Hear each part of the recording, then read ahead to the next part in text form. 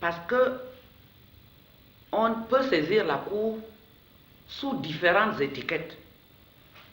Il faudrait que le juge constitutionnel sache sous quelle étiquette telle personne a saisi la Cour.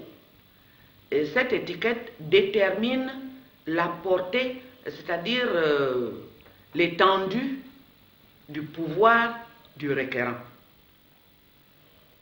Et il faudrait que cette requête contienne l'adresse précise, qu'elle soit signée de son auteur, parce que l'élection est personnelle.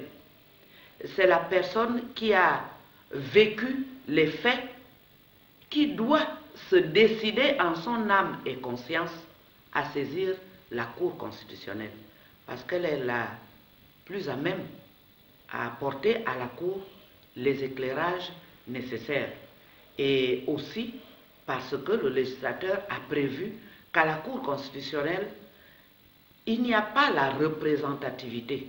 C'est-à-dire que, comme devant les autres juridictions, le justiciable peut demander à un avocat de préparer une requête en son nom et pour son compte. Et l'avocat initie la requête, continue la procédure devant la Cour. Ce n'est pas le cas. C'est l'assistance, c'est-à-dire le citoyen lui-même prend l'initiative de saisir la Cour constitutionnelle. Donc, il y a cette première partie-là qui concerne le requérant lui-même.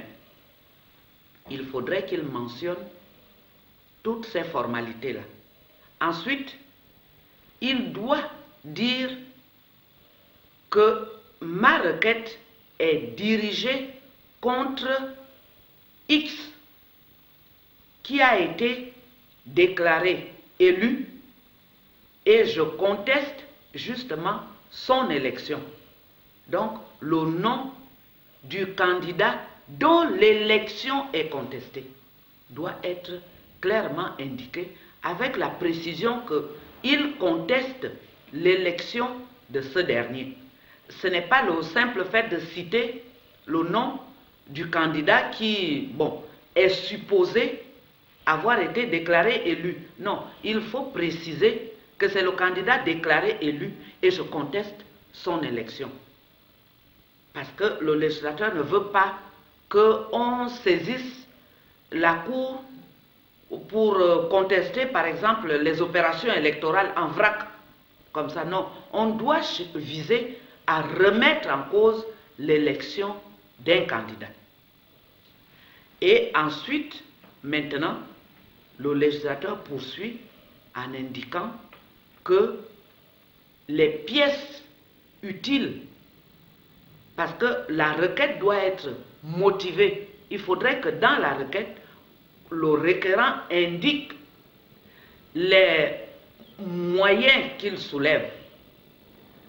Par exemple, la liste électorale a été mal confectionnée, dans tel bureau de vote, il n'y avait pas d'isoloir, les citoyens ont voté avec surprésentation des pièces qui ne sont pas régulières.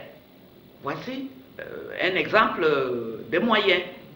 Ces moyens doivent être bien indiqués dans la requête.